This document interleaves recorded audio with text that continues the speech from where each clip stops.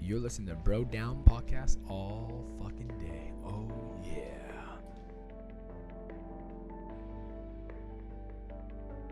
Hey, everybody. Welcome back to the Bro Down Podcast. My name's Tim Fulton, I'm Andy Smith. and we are reviewing UFC Fight Night. Who fought? Reyes versus Weidman. Weidman. Reyes. You know, Weidman. Yeah, man. All right, we're going to get this started off with the very first fight of the night, Let's which is do it.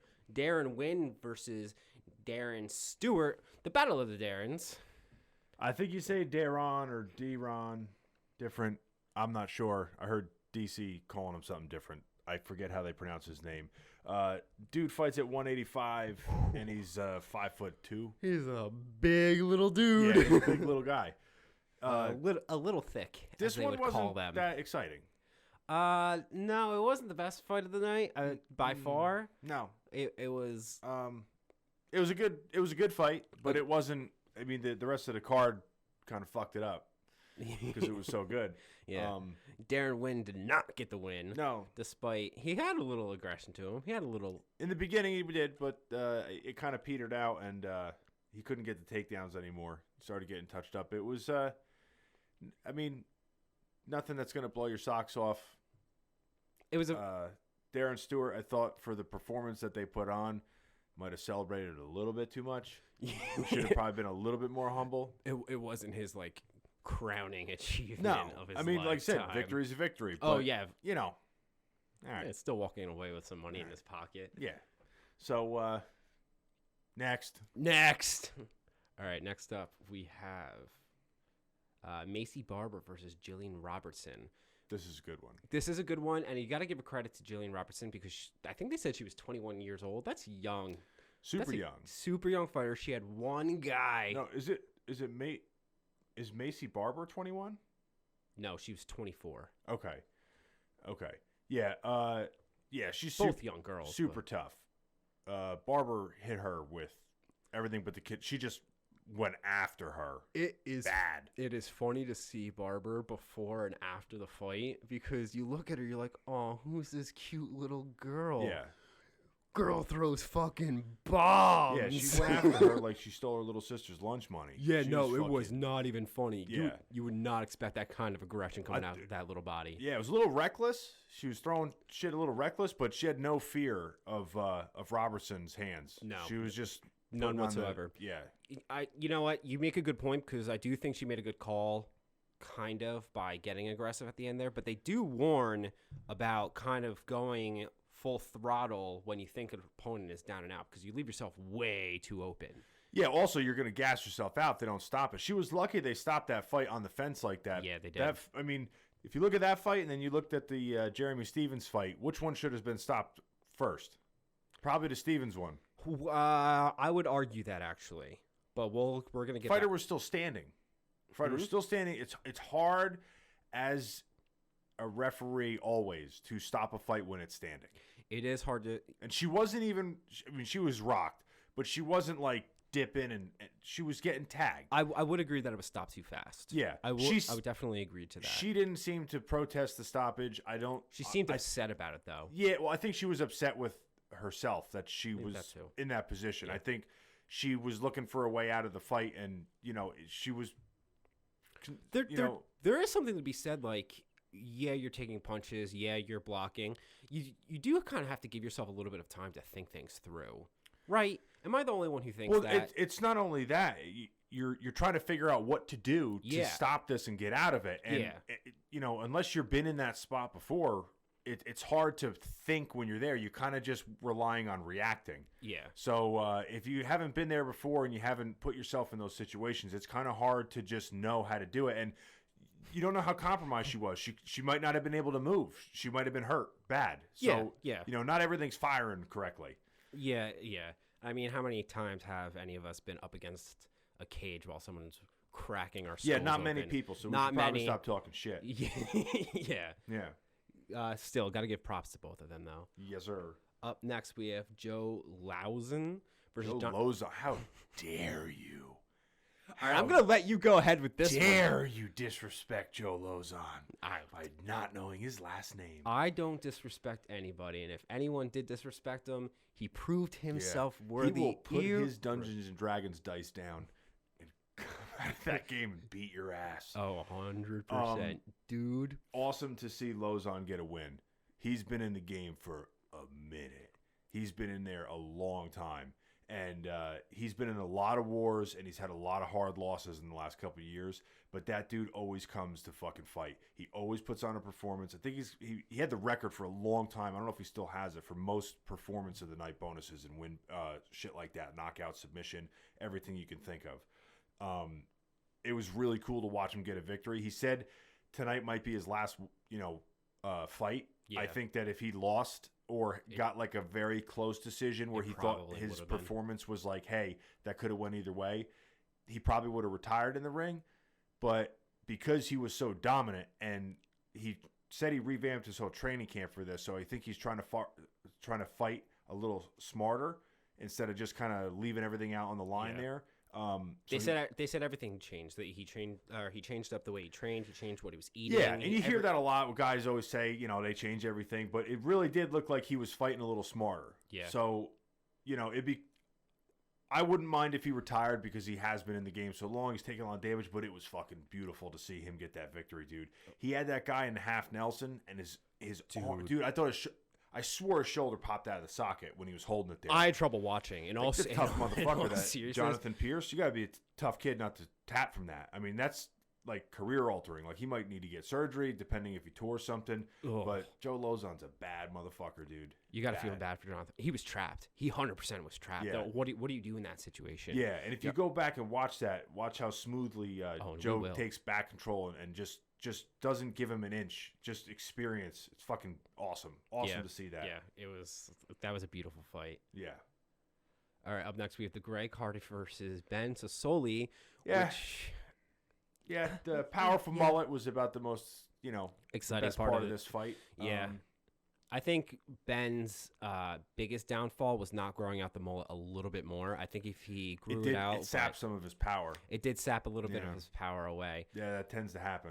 It does. Although Greg Hardy got a little bit of a power boost in between rounds. Yeah, dude, I 2 and totally 3. forgot about that till you just said it. I was gonna just say that this fight was kind of showcasing how Greg Hardy's kind of evolving a little bit as an MMA fighter. No, fuck that. No. I'm saying his style in the cage. He was way more patient. Yeah. But I think it's because this kid Ben is a tough guy and he can throw heat. Yeah. So he didn't want to get too reckless in there. But Greg Hardy likes to showboat. He likes to do stuff in the ring, and the way that he kind of does it seems a little more like shit talky to be a shithead. I don't know why. As opposed to like actual playing the game. Like the Diaz brothers. Like you can tell that those guys, any of the notorious guys that talk shit, they're doing it partly because that's their personality. Like that's what they would do to you whether they're in a hotel lobby or in the cage. And partly because to throw off your game. When he does it, it just has a different feel to it. Like he's just doing it just to be a douche. I don't know why, but it just seems like that. It just comes off He's that just way. being a douche. Just being a I mean, I could be wrong. Douche. He has been more respectful after fights than I thought he would be, some of them. But, whatever. But like you said, the thing that I forgot is between round 2 and 3, this motherfucker gets his inhaler. Yeah, that's what? Crazy. I don't think that's ever happened before. No. And they were saying it's I was shocked because it's clearly against the rules. Well, yeah. Well, they were trying to get a ruling on it from Mark Ratner. Yeah. From the Athletic Commission. And it was funny because 2 out of the 3 panelists that were commentating are fighters. Yeah. So you could tell that they were like personally pissed that he got that. I think Dominic said, yeah, I'd love oxygen. I'd love to have oxygen around. You can't fucking do that. Yeah. Yeah, that's going to be bad, dude, because it's all on film. That he asked for it. This cornerman had it, so clearly, I don't know if they were planning on using it or maybe he gasses out and they have something in there. I don't know. Think about that. They had his inhaler. That should be a no contest. It 100% should be. Yeah. Can they go back and do that? Do what? Can they go back and change? Yeah, it can be ruled no contest afterwards. Okay. They don't have to make a decision on the spot for that. It's like if somebody tests positive for steroids after the Oh, fight. okay, yeah. You I get, can see you that. know, they're going to review it, see what it is. He definitely can't be using an inhaler, though. Yeah. That's just not, you can't take anything. I'd be curious if they actually. I went think back and even like changed. caffeine, like you're only allowed to have the equivalent, I think, of 1 or 2 cups of coffee worth of caffeine in your system. Oh wow, really? I think. If they test you, I believe there's a limitation on the caffeine levels. No, it's 3 cups. Fucking expert over here. All right. Next up, the highly anticipated Yair Rodriguez versus Jeremy Stevens, which was Your rear. That's what Chael Sonnen says. shut up. Which was just about turned out the way everyone kind of predicted. Although the outcome wasn't set in stone, I think this was a fight we deserved. It was Jeremy Stevens is one of the toughest motherfuckers. That's why when he first got eye poked, I said I don't think anyone is ever going to question Jeremy Stevens' toughness, which is why I was confused as to why people were even considering that he was going to try to get out of that fight for something that wasn't there, like a scratched cornea. Yeah. And this fight proved how tough that motherfucker. Dude, that guy's a savage. Yeah. The body shot that he got hit with, and then The body shot alone. That fight could have got stopped 10 different times. I agree. I do got to say that Jeremy Stevens looked like he kept going for the single leg unsuccessfully as he was getting beaten into a pulp on his face repeatedly. And I don't think he was going for it successfully to get it. Maybe he just wasn't thinking it through, but I think he was just trying to show he was doing something. Well, he had to. He had no, 100%. Yeah, he has to keep moving or doing so. That fight was So like milliseconds away from being stopped on several occasions. So fucking close. And but you're right though. Like if no one can ever say that there's not many people that can take that body shot and then do what he did to recover from it, and then win the next half of that round. Yeah, he won the next half of the round and the next round. Yes. Yeah, that is a fight that I think should have been kept 5 rounds. Yeah, I agree. I think we got robbed of something in this fight because it was shortened to 3 rounds. Because Jeremy Stevens was gaining steam. He was coming back from that fight, that hellacious first half of that second round. And I think we got rewarded with this amazing fight of the night fucking fight. But I think we got robbed of 2 rounds. I want the 2 rounds. They should. I want the third fight. Well, it's technically only the second fight. Yeah, I know we're nobody's here, but Dana White, if you somehow manage to stumble upon this, I think there should be a round 2 or round 3, whatever you want to call it, between these 2 guys. Yeah, I want to see the rubber full match. fledged. Yeah. Oh yeah, 100%. I think. Yeah, I think it we should deserve be a it. 5-round fight. It should be a 5-round fight in a neutral arena. Yeah, agreed. Neutral arena, because that was crazy. It was beautiful too. Plus, you never know. Rodriguez might come up with some new tactic because if he knows it's a 5-round fight versus a 3-round fight, it would be completely different. I'd be really curious to see it. Really curious. What I think really fucked him up was trying to go for the finish. By the end of that third round, he was completely spent. Completely. I forgot about that because that was going to be like my counterpoint to the Macy Barber thing. Macy Barber successfully got it stopped. He didn't, and you could tell he was drained. He was done. Yeah. I mean, that's easy for me to say right here. Great fight. Yeah. Great fight. Both of them. They put out an amazing performance. Both guys' stock, in my opinion, went up. Oh, 100%. In that fight. 100%. That's how you want to lose a fight if you lose a fight. If you get mauled like that, like you want to finish it like Jeremy Stevens. But there's few people on this planet that can do it like he did it. I agree. Great fucking fight. All right, you want to introduce the last one since I always fuck up the names? Dominic Reyes versus Chris Weidman. See, you did a very good job with that. What did you think of this? I'm sad. I'm sad. I'm sad. It's not a boo-worthy, but... Not that Dominic won. Yeah. But that Chris lost in that manner. Yeah. He has had a up and down couple of years. I like Chris as a fighter. I like him. From all his interviews, he seems like a really nice guy. Like who the fuck doesn't like Chris Weidman? He's like all-American fucking guy. Yeah. Right. I was telling you, he reminds me of Matt Hughes. Yeah, and just to see him get knocked out or dropped from like a fadeaway straight and then finish with some hammer fists. It just it's unfortunate. It's hard to watch, Yeah. and I don't want to say and talk like, oh, Chris Weidman's washed up or whatever. He's definitely had better years. Yeah. But when you see stuff like that, it's hard for people not to say things like that. And they're going to have a hard time weighing out whether it's Dominic Reyes is that good or Chris Weidman has fallen from grace. And only time's going to tell. It could be a little bit of both things. It could be a little bit of both. Yeah, it could be a little bit of both. I mean, good luck to Dominic Reyes in the future, because obviously this was his 8th pro fight. He's undefeated. He is going to clearly start rising up the ranks really fast. Yeah. So if anything, we're going to see great shit come out of that guy. He obviously has a lot of power behind him. Yeah. I would have loved to see it go to the ground a little bit more. Because they kept saying how much he has a good striking game and all that other crap, but I would have loved to see. And Chris Weidman's one of the best wrestlers. In the UFC. Exactly. So I know he was able to prevent a takedown. Which I really, to get a real gauge of where both of them were at, I would have needed at least a round and a half. Yeah. Because we only got less than 2 minutes. Yeah. So it's kind of hard to tell. I mean, not anyone, but shaking off a takedown or getting up from one takedown, we've seen guys do it before. It's, can you continue to do it? Yeah. Is your cardio good enough to withstand that? We didn't get a long enough fight to have those questions answered from Dominic, but I just don't like watching Chris take damage, dude. He got knocked out from Yoel Romero, which is horrific. He had a horrific outing against Luke Rockhold. Granted, these were a while ago. But yeah, dude, I don't know what he needs to change, whether it's his mindset, or maybe he just had a bad, off night and he got caught. Everyone can get caught. But yeah, I don't know why he moved up to 205 from 185. He might have been a little too slow at 185 after, getting up a little there in age, but I don't know, man.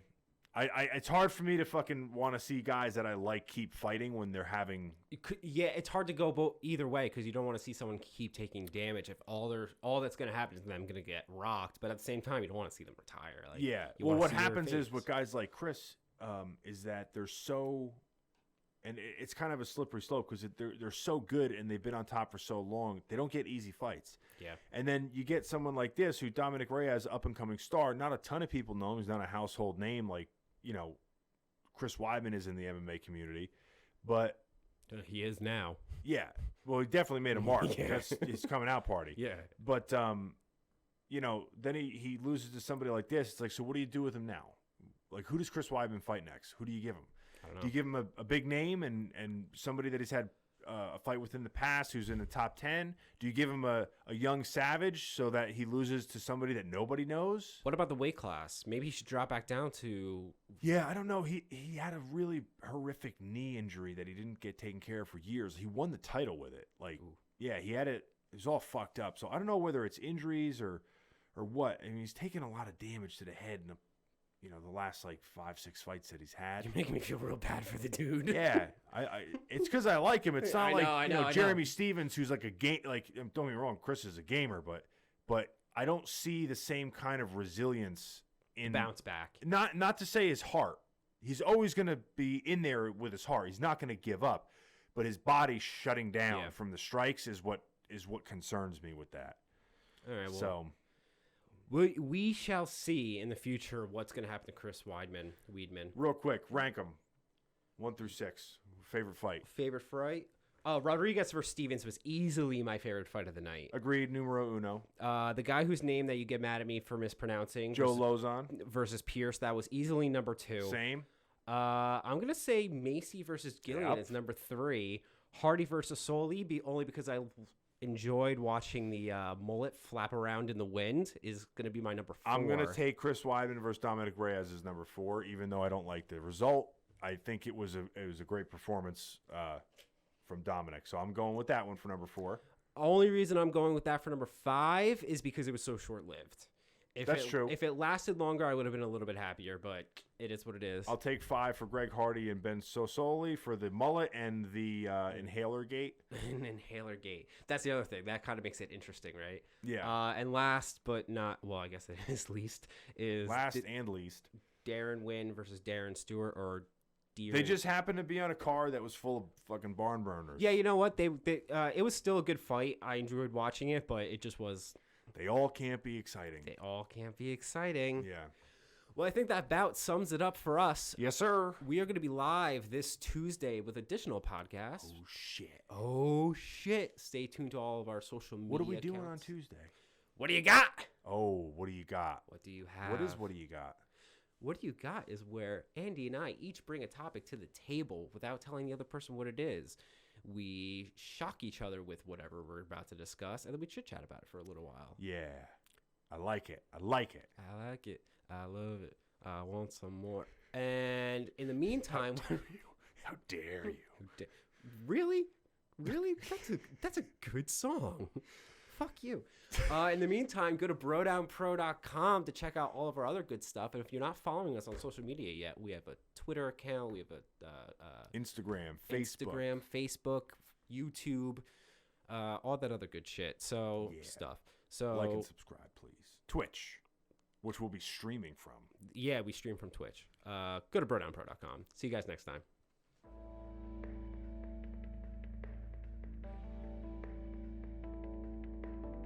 You're listening to Bro Down Podcast all